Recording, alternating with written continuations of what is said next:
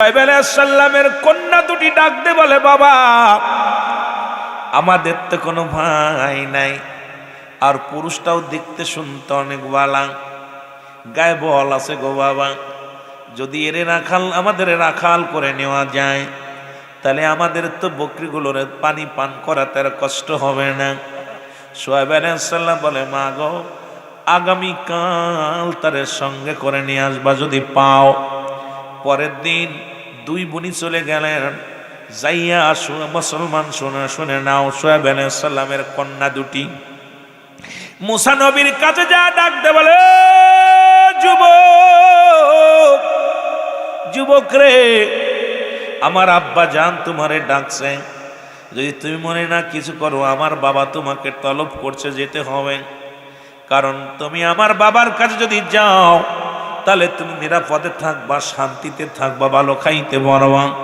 মুসা আলাইহিস সালাম চিন্তা করে, হারে এই মাদায়া শহরের মধ্যে আমার আপন বলতেও কেউ নাই, এখন আমি যাব কোথায়? খাওয়ার জায়গা নাই, ঘুমানোর জায়গা নাই, এখন আমিও ফেরোয়ারি, কি করা যাবে? মুসা আলাইহিস সালাম রওনা হয়ে গেলেন।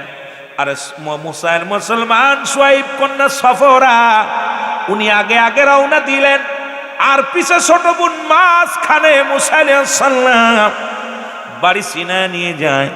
মুসা নবী ডাক দে বলে, বোন রে দাঁড়াও। কয় কেন? কয় আমি কোনো মেয়ের পিছে হাঁটতে পারবো না, তোমরা যেহেতু মেয়ে মানুষ, আমি আগে যাব, তোমরা পিছে আসো। সফরা কয়, ও যুবক তুমি তো আমাদের বাড়ি চিনবা না, কারণ আমার বাড়ি তো তুমি চেনো না, আমি তোমাকে চিনিয়ে নিয়ে যাই।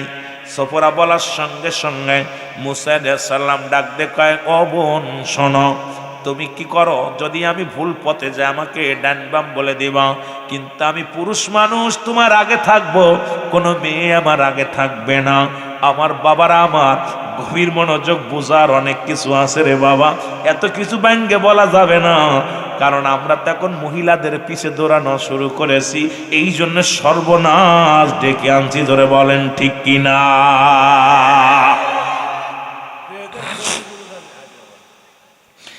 মুসা নবী ডাক দেখো, মেরা রে তোমরা আগে বাপ পিছে যাও, আমি আগে। এবার চলে গেলেন মুসা আলাইহিস সালাম, মুসলমান শুআয়ব আলাইহিস সালামের কাছে গেলেন। যা পর মুসা আলাইহিস সালামকে দেখে কৌশল বিনিময় করলেন। শুআয়ব আলাইহিস সালাম তখন বুড়া হয়ে গেছে, বয়স একদম শেষ। এবার শুআয়ব আলাইহিস সালাম যুবককে ডাকতে বলে, যুবক রে তোমার নাম কি? বলে, আমার নাম হলো মুসা, বাবার নাম ইমরান, বাড়ি আমার অমুক জায়গা। এই বিস্তারিত সব বর্ণনা করলেন। কি মুসলমান শুনে নাও, শুআয়ব আলাইহিস সালাম মেয়েদের কাছে যায় বলে, মেয়েরা রে, ওই যুবকরে যে রাখাল রাখবো, এর নাই গায়ে বল আছে, তারে পানি পান করাতে পারবে, বকরিগুলো লালন পালন করতে পারবে, কিন্তু চরিত্রের গ্যারান্টি দেবে কে? যে তুই বাড়ির মধ্যে দুইটা যুবতী মেয়ে আমার, এই মেয়েরে তোদের পাশে এই যুবতী মেয়ে থাকতে ঘরের মধ্যে আমি কেমনে মুসা আলাইহিস সালামকে রাখি? কয়, বাবা গো আমাদের মন বলে এই মাদায়া শহরের মধ্যে যদি কোনো আদর্শবান, নীতিবান, চরিত্রবান যদি কোনো ছেলে থাকে, ওই যুবকই আছে গো বাবা। বলে, কেমনে তোমরা বুঝলাম? কয়, বাবা গো যখন তাকে আগায় আনতে গেলাম আমাদেরকে বললো, মেয়েরা রে তোমরা পিছে যাও, কারণ আমি আগে যাব।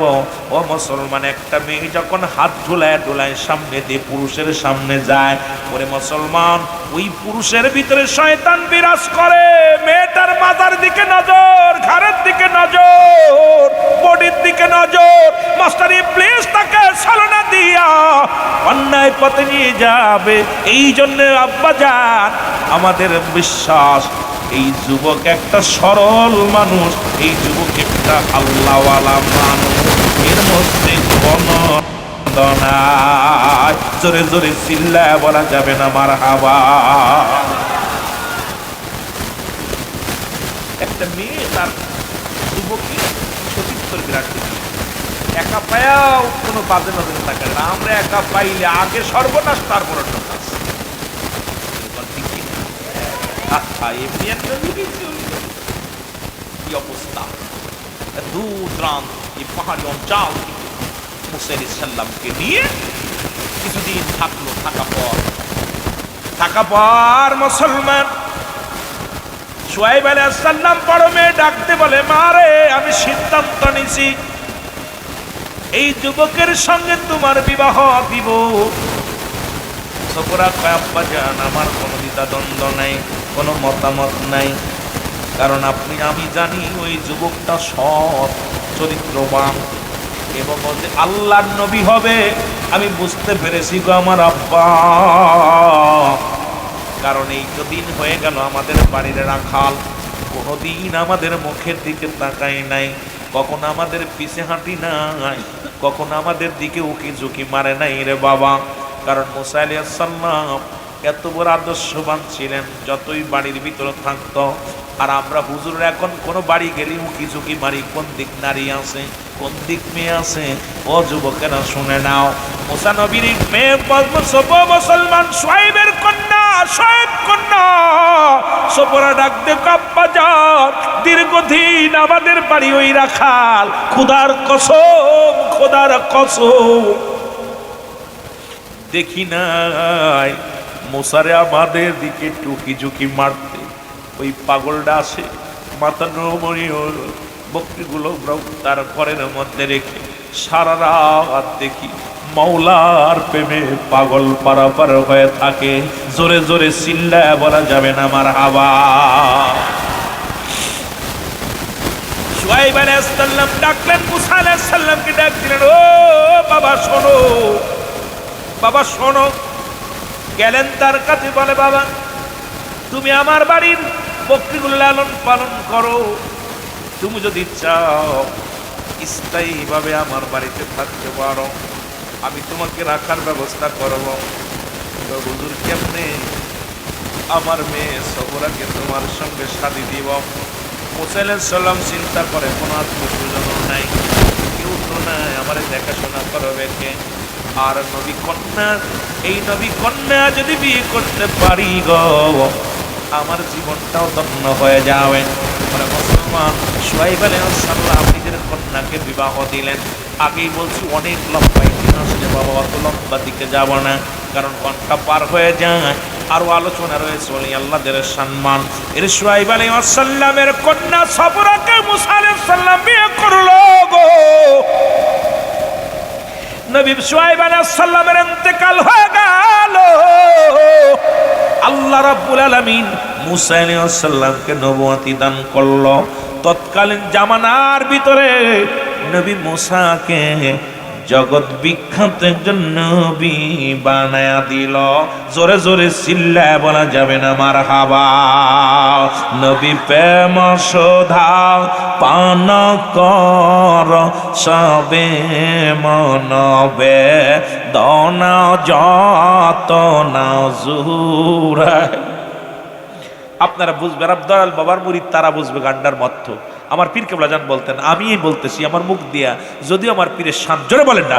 নবী প্রেম শোধা পান কর সবে মনবে দনা যাত না জুহু কদত পাবে ধর লাভ হবে নবী পদবিনে ভাব সবই মিশে। মারহাবা বলেন। এ দুনিয়ার মুসলমান শুনে নাও, কোথায় রাখলাম শাদী মুবারক হলো, নবুয়তি পাইল, এখানে রেখে একটু তরিকাতের দিকে যায়।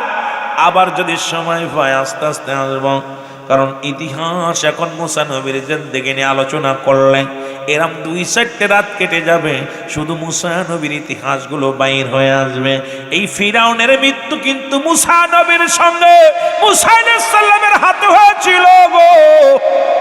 ও যুবক বন্ধুরা শোনো শোনো, আজও যার লাশখানা মিশরের জাদুঘরে রয়েছে, ও যুবক শোনো শোনো, কথাগুলো না বললে বুঝতে পারবে না। ফিরাউন তার দলবল নিয়ে মাদায়ার দুঃখে রওনা হয়ে গেল মুসা নবীকে হত্যা করার জন্যে। মুসা নবী আমার বাবারা, আমার বন্ধুরা, আমার নীল দরিয়ার কাছে যে দাঁড়ায় গেলেন, সঙ্গে সঙ্গে হাতের লাঠিখানা রব্বুল আলামিন তাকে মুজিজা রাখার লাঠি দান করেছিল। এই লাঠিখানা যখন পানির মধ্যে ফেলে দিছে, সঙ্গে সঙ্গে রাস্তা হয়ে গেছে। আল্লাহর ওলিদের জায়নামাজ যেমন নৌকা হয়ে গেছিল, আল্লাহর ও নবীদের লাঠিখানা কিছু সময় সাপ হয়, কিছু সময় নদীর রাস্তা হয়। কারণ পাতা পাড়ে, গাছের পাতা পাড়ে, যেটা দিয়া ফেলে দিলে মুসা নবী যখন ফেলে দিত সাপ হয়ে যাইত, আবার যখন পানির মধ্যে ফেলতো রাস্তা হয়ে যেত। যেমন মুসলমান ও আমার বাবারা আমার, এই দুনিয়ার মধ্যে আল্লাহ ওলিরা মুসলমান শুনে নাও, কোন আল্লাহর ওলি ঘোড়া মুসলমান সোয়ার হয়েছে, বাগেরে সোয়ার বানাইছে। কোন আল্লাহর ওলি জায়নামাজকে মুসলমান নৌকা বানাইছে।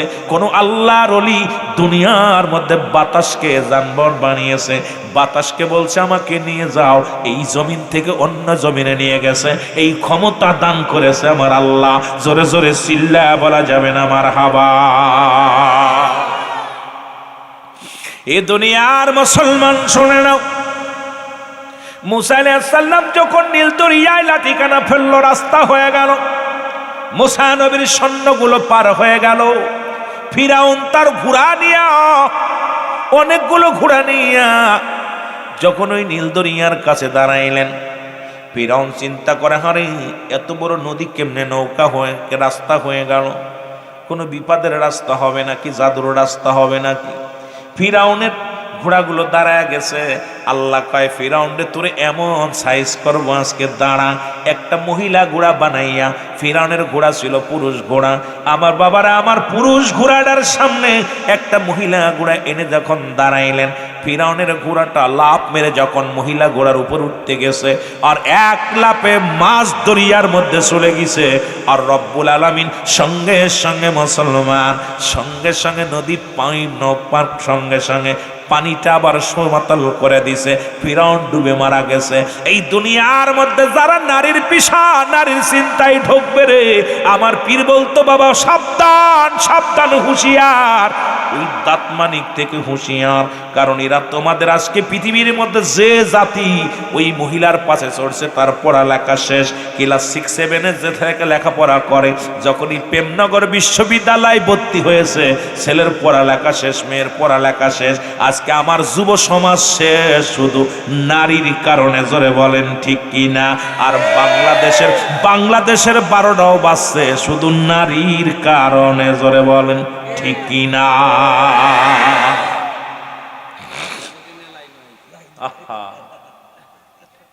আমার হুজুর নিজে বলে, ভাই কেবল জানো তো বারবার, বাবা ওই দাঁত মানিক থেকে হুঁশিয়ার, দাঁত মানিক থেকে হুঁশিয়ার। হুজুর বলতো, বাবা তোমার দাদারে খাইছে, তোমার নানারে খাইছে, তোমারও খাইব, তোমারও খাইব।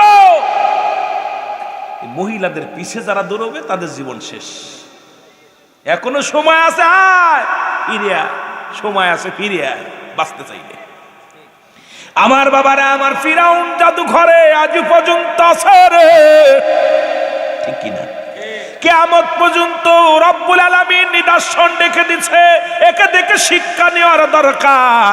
কারণ এই ফিরাউন খোদা বলে দাবি করেছিল, একেও আল্লাহ শেষ করে দিছে। ও মুসলমান, ফিরাউন, নমরুদ, কারুন যারা খোদাই বলে দাবি করেছিল, আল্লাহ তাদের সাইজ বানাইছে, এত ভাবে সাইজ বানায়া দিছে। তদ্রূপ দুনিয়ার মধ্যে ক্ষমতা চিরস্থায়ী নয়, চিরদিন থাকা সম্ভব নয়। যখন রব্বি কারিম তোরে সাইজ বানাবে, তখন বুঝবা জ্বালাটা। জোরে জোরে চিল্লায়া বলা যাবে না, ঠিক কিনা? কোন দিক যাবো ওয়াজ বুঝে কুল পাই না। এতদিকে তরিকাতের কথা। আল্লাহ বলেন, আমি আবার ওলি আল্লাহদের দিকে যাই। সূরা ইউনূসের মধ্যে 11 নম্বর পারা 62 নম্বর আয়াত। আল্লাহ বলে, আলা সাবধান, ইন্না নিশ্চয়, আলা ইন্নাউল্লাহি, আল্লাহর তরফ থেকে যারা ওলি হয়, লা নাই খাউফুন শব্দের অর্থ ভয়, ওয়ালা যদি অবস্থান করে হুমদের উপরে জানুন, তাদের কোনো চিন্তা নাই, ভাবনা না।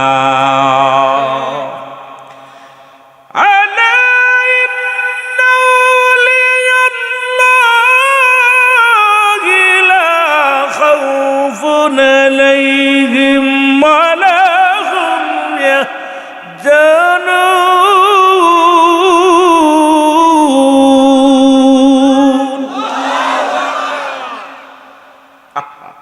ওলি আল্লাহদের কথা আল্লাহ বলে কুরআনুল কারীমের মধ্যে সূরা ইউনূসের মধ্যে 11 নম্বর পারা 62 নম্বর আয়াত। আমি ওদিকে যাই, আল্লাহর ওলিদের কথা বলতে যাইয়া অনেক লম্বা ইতিহাস করে ফেলেছি, সময় কদ্দূর পাবো জানি না। ও তারে মাটিতেও খায় না, জমেও সই না, নবীর প্রেমিক যে জনা, তারে মাটিতেও খায় না, নবীর প্রেমিক যে জনা, তারে মাটিতেও খায় না, জমে। এ যুবক,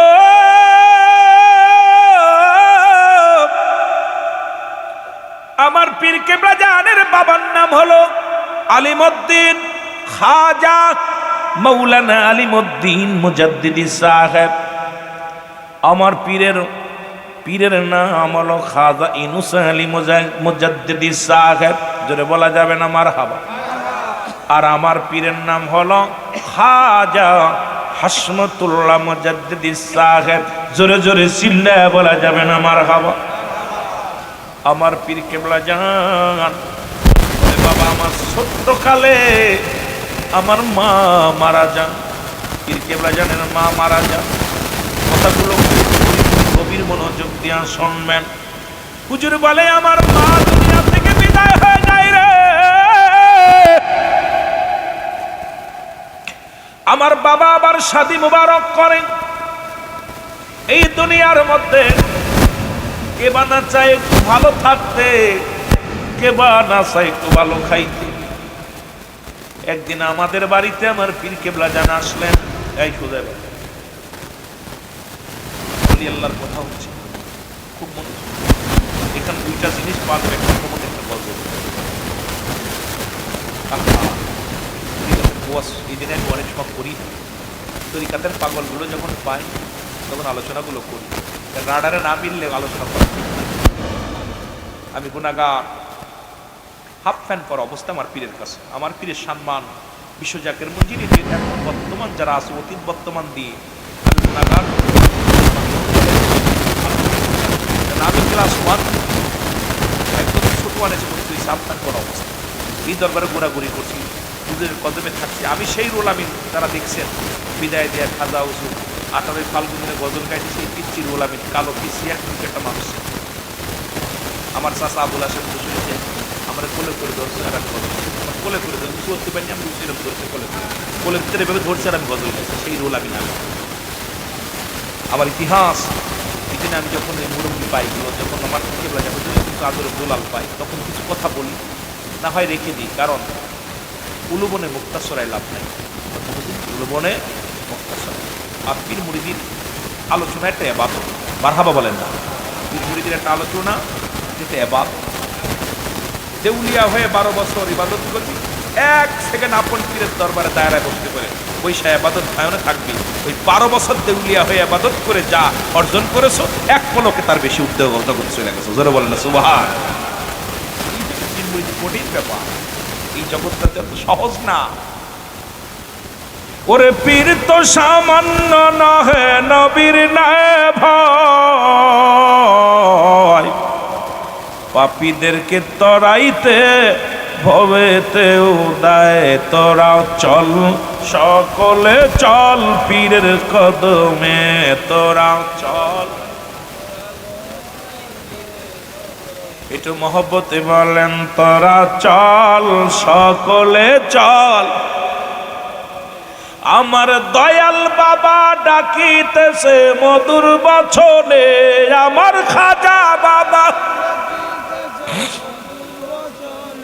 তোরা চল সকলে চল বাবার কদমে, তোরা চল সকলে চল।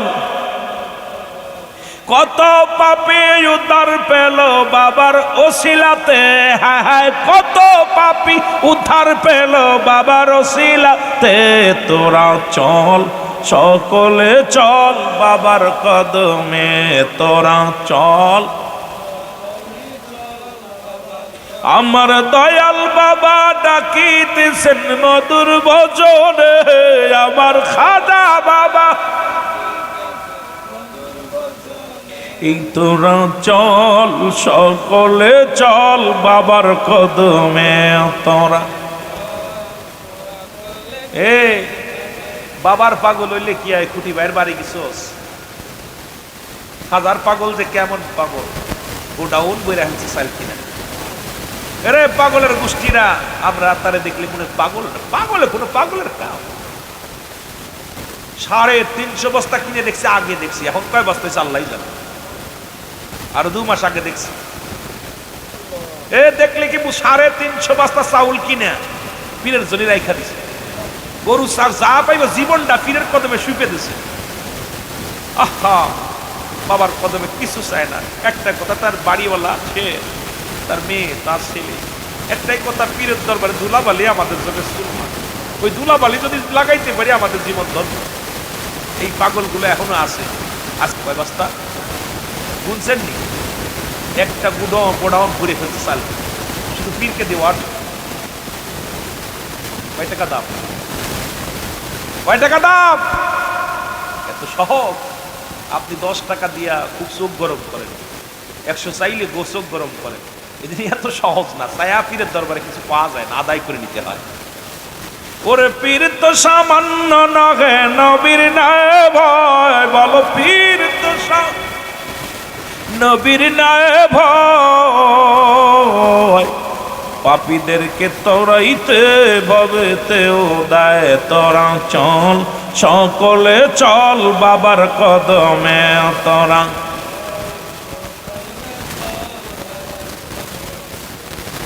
আমার পীর বলেন, আমার পীরকে আমাদের বাড়িতে আসলেন। বাড়িতে এসে আমার ভাইদের সঙ্গে আলাপ করেন, আমার আব্বাজানকে ডাকলেন। আমি স্কুল থেকে আসলাম, দেখি ঘরের মধ্যে কেন যেন একটা নূরের মানুষ বসে আছে। আমি ঘরের মধ্যে গেলাম, আমার পীর কেবলা যেন আমার দিকে তাকাইলেন, আমিও তাকাইলাম। তাকানোর পর চোখি চোখি চোখ পড়লো। আমি কেন যেন পাগল হয়ে গেলাম। দয়ালের পাগলে এমন পাগল হইলাম, আমার মাথায় হাত বুঁয়ে বললেন, বাবা আপনি আমার সাথে কি যাবেন? আমি জবান দিয়ে বললাম, হুজুর যাব। এরপরে আমার বাবারে ডাকলেন, আমার আব্বাজান আসলেন, আলিমউদ্দিন সাহেব আসলেন। আমার আব্বাজানকে ডাকতে বললেন, আপনার ছেলেটা, এই ছেলেটা আমাকে দিয়ে দেন। আমার হুজুর বললেন, আমাকে দিয়ে দেন। আমার বাবাজান বললেন, হুজুর যেতে চাই, নিয়ে যান। আমাকে আবার হুজুর বললেন, বাবা যাবেন আমার সাথে? বলে হুজুর যাব। আমিও রওনা দিলাম, হুজুরের সঙ্গে রওনা দিলাম। দরবার শরীফে আসলাম। স্বপ্ন ছিল ভালো খাবো, কারণ আব্বাজান দুনিয়ার মধ্যে নাই। আব্বাজান দুনিয়া থেকে বিদায় হয়ে গেছে। কে আমারে আদর করবে, কে আমারে ভালোবাসবে? বড় আশা নিয়ে পীরের দরবারে আসলাম, দয়াল দরদি বান্ধবের দরবারে আসলাম। আসার পর প্রথম দিন গেল, দ্বিতীয় দিন আমাকে ডাক দে বলে, বাবা হাসপাতাল দিকে আসো। এই যে বকরিগুলো আছে, এগুলো তুমি মাঠে বিচরণ করবা, এগুলো লালন পালন করবা, ঘাস খাওয়াইবা। সারাদিন তোমার দায়িত্ব হলো বকরিগুলো পালন করা। আমি বড় কষ্ট চিন্তা করলাম, আহারে আমি কিসের জন্য আসলাম? আসলাম একটু সুখে শান্তিতে থাকবো, আসলাম আমি একটু পীরের দর ভালো মন্দ খাবো। কিন্তু আমার পীর দিল আমার কিছু বকরি ধরাইয়া রে। সারাদিন পরে বকরিগুলো আমি খাওয়াই। বলে হুজুর বলেন, বাবা পেট না ভরলে আসবা না। এই বকরিগুলো পেটটা ভরে খানা খাওয়া আসরের নামাজ আমি মাঠেই আদায় করি। এরপরে ফিরে আসি, মাগরিবের সময় অল্প একটু বাদ থাকে। বকরিগুলো যখন আমি ওই খড়ের মধ্যে দিই, যখন ওই গোয়াল ঘরের মধ্যে ঢুকায়া দিই, আমার পীর খানা দেয়, সবাই রে পেটে ভরে খাবার দেয়। আমার মনে পড়ে না আমার পীর কোনোদিন আমাকে 2 চামচ খাবার দিছে। আমাকে সামান্য খাবার দেয়, 1 চামচ খাবার দেয়, যা খেয়ে পেট ভরে না। আমার রাত্রে ঘুম আসে না, কারণ পেটে ক্ষুধা থাকে, ঘুম আসে না। চিন্তা করি এভাবে কেটে গেল 1-2টা বছর। এই কি মুসলমান শুনে নাও, দীর্ঘ 30টা বছর আমি এই একই খাতার মধ্যে, একই কাপড়ের মধ্যে রে,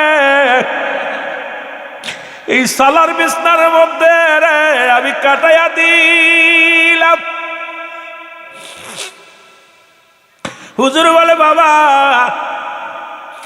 আমি এত কষ্ট করে কাটাইলাম, খড় নাড়া দিয়া বিছনা বানাইয়া এই একই চাদরের মধ্যে 30টা বছর কাটাইলাম। আমি মাঝে মাঝে ঘুমাইতাম না, রাত ভরে কাঁদতাম যে আমি মারা যাব, কোথায় আসলাম। একদিন রাত্রে আমার পীর মাথায় হাত বুলাইয়া দেব বাষ্প তুললাম, তোমার আমি খাওয়ার জন্য আসি না, আনি নাই। এমন একটা দিন আসবে যেদিন গোটা বিশ্বের বুকে জাকিরানদের মুখে খাবার তুলে দিতে হবে। জোরে বলেন মারহাবা। গাউসুল আজম ফরিদপুরি, গাউসুল আজম ফরিদপুরি, জাকেরের কান্ডারি, জীবন ভরে ফেলছ বাবা চোখেরই পানি, বল জীবন ভরে ফেলছ গো বাবা, নিজে না খাইয়া খানা মোদের খাওয়াইছো, সোনার জীবন ও দয়াল মুর্শিদ কঙ্কাল বানাইছ। আরে আমরা তোমার অধম মুরিদ বাবা, আমরা তোমার পাপী মুরিদ, শুধুই কামতাছি জীবন ভরে ফেলছ বাজান চোখেরই পানি, বলেন জীবন ভরে চোখেরই পানি। গাউসুল আজম ফরিদপুরি, গাউসুল আজম জাকেরের কান্ডারি, জীবন ভরে ফেলছ গো বাজান চোখেরই পানি, বলেন জীবন ভরে ফেলছ বাবা। এই সিলেট অঞ্চলের শ্রীমঙ্গলের আশেকের চোখের পানি,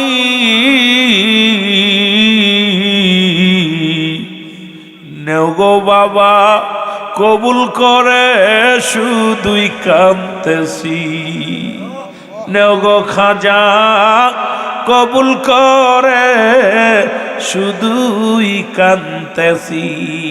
গাউসুল আজম ফরিদপুরি, গাউসুল আজম জাকেরের কান্ডারি, জীবন ভরে ফেলছ বাবা চোখেরই পানি, বল জীবন এ দুনিয়ার জাকের ভেড়া রে,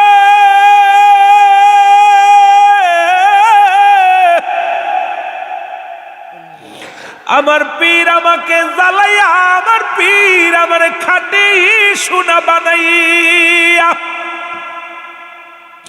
তার শক্তি দিয়া রে এই তাজাল্লি দিয়া আমারে পাঠায়া দিলেন ফরিদপুরের জমিনে, আমাকে পাঠায়া দিলেন ফরিদপুরের জমিনে। যান বাবা, আমি ফরিদপুরে আসলাম, আসিয়া ইসলাম প্রচার করা শুরু করলাম।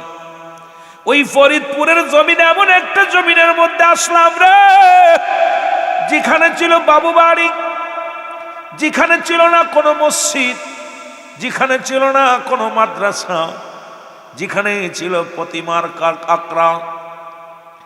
এই জমিনের মধ্যে এসে আমি চিন্তা করলাম, সারা জীবন কঙ্কাল বানাইলাম দেহটারে, এমন এমন একটা জায়গা পাঠাইল নির্ঘাত মারা যাব। কারণ এখানে তো আজান দেওয়া যাবে না, নামাজ পড়া যাবে না, কালেমা প্রচার করা যাবে না। হুজুর বললেন দিনে দিনে আমি প্রচার করা শুরু করলাম। আমার পীর যে বাণী শিখায়া দিছিল, আমি আসিয়া প্রথম ডাক দিলাম আল্লাহ ইয়া রহমান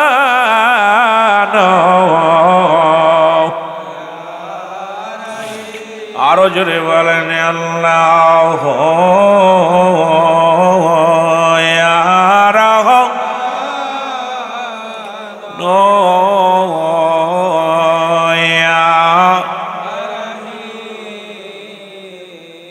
বাবাজান বলেন যেদিন পৃথিবীর মানুষ এই তিনটা নাম ধরে ডাকবে উপর থেকে মিঠা পানি বর্ষিত হবে, মানুষের অভাব দূর হয়ে যাবে, শত্রু বন্ধ হয়ে যাবে, দুনিয়ার মধ্যে শান্তি আর শান্তি ফিরে আসবে। আমার দয়াল মুর্শিদ বলতেন বাবা এই তিনটা মধুর নাম ধরে যে ঘরের মধ্যে ডাকা হবে এই ঘরের মধ্যেও শুধু রহমত আসবে আর রহমত আসবে। অসংখ্য ফেরেশতারা ওই ঘরের চারিদিকে দাঁড়ায়া দাঁড়ায়া ওই ব্যক্তির জন্য মাগফিরাত কামনা করবে। এই জন্য আমার বাবা জানের মুরিদানরা পরিবর্তন করে দেন, আল্লাহ রাব্বুল আলামিন তাদের তাকবীর পরিবর্তন করে দেন আল্লাহ পাক বাবার ওসিলায়। কারণ আল্লাহকে ডাকার জন্য এই দুনিয়ার মধ্যে শান্তি ফিরে পায়, অশান্তি দূর হয়ে যায়, জাকেরানদের ভিতরে মহব্বত পয়দা হয়, ভালোবাসা বৃদ্ধি হয়। এই জন্য আমার দয়াল বাবা জান বলতেন আর ডাকতেন আল্লাহ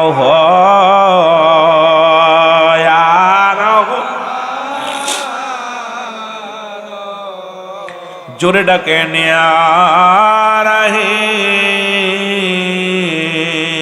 মেরা হমা তালেলা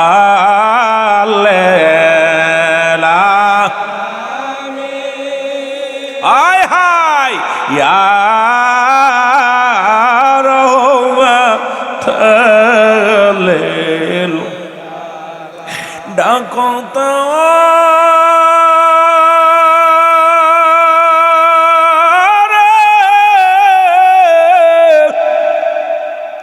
চোখের পানি ফেলিয়া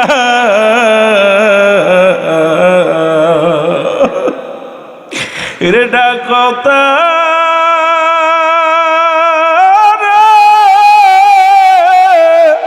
ও ভাই চোখের পানি ফেলিয়া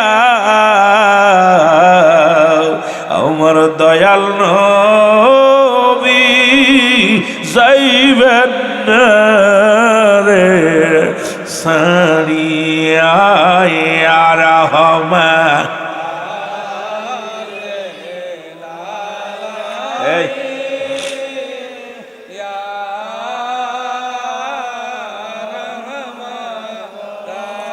বাবারা একটু মোহব্বত ডাকেন না নবীজিকে রহমা তালেলা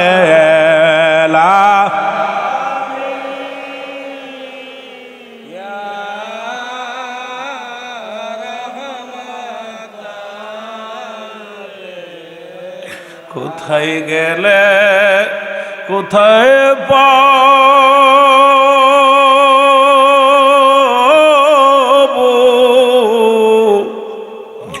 ও বান্ধব তোমার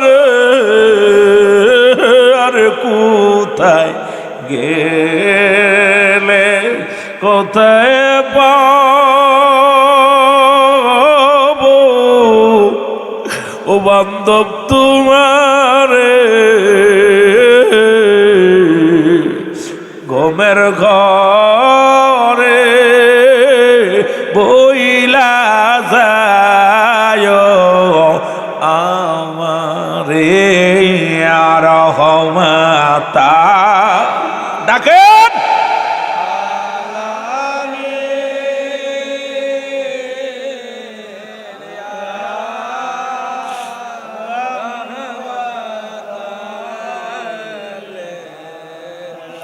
নবীর বংশ দেওয়ানা জঙ্গলাই ঠিকানা ঘুরিয়া বেড়াও কেন তার খোঁজনা ঘুরিয়া বেড়াও কেন তার খোঁজনা এর নবীর বংশ দেওয়ানা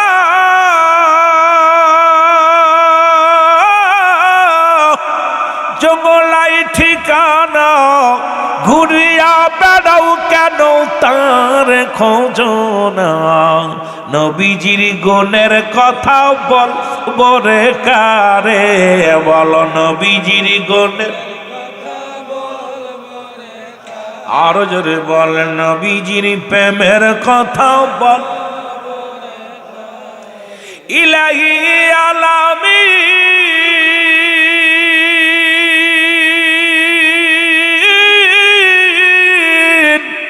উম্মতের জাবিন তরাবে দয়াল নবী তোমায় বিপদে, নবীজির গুণের কথা বল,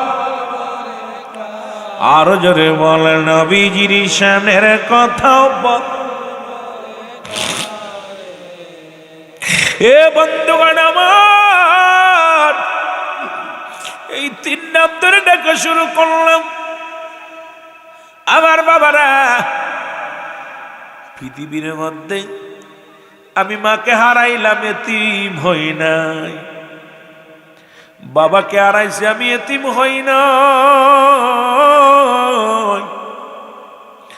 আমার পীর বলে যেদিন আমার পীর কেবলাদানকে হারাইলাম, সেদিন আমি দুনিয়ার মধ্যে বড় এতিম হয়ে গেলাম। আজ 25টা বছর জাকের ভাইয়ের আপন পীরকে দেখতে পাই না রে। 25টা বছর পার হয়ে গেল, দয়াল মুর্শিদকে আমরা হারায় ফেলেছি। আমার পীর বলেন হঠাৎ করে আমি দরবারে আসি, দেখি একটা টেলিগ্রাফ আসলো। এই টেলিগ্রাফের মধ্যে লেখা দেখি রে, আমার দয়াল মুর্শিদ আর নাই নাই রে। আমি যখন খবর পাইলাম আমার পৃথিবীর মধ্যে আমি সব হারায় ফেলেছি। আজ আমার বান্ধব কেহ নাই,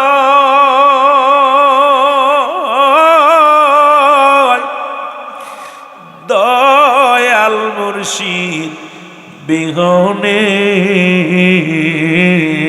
বলে না আমার বান্ধব নাই রে, দয়াল মুর্শিদ বিহনে এই ডুবু ডুবু তোরি তুফানে ডুইবা মরি। এই ডুবু ডুবু তোরি তুফানে ডুইবা মরি। হলের গুছা খাইছে রে ঘুনে,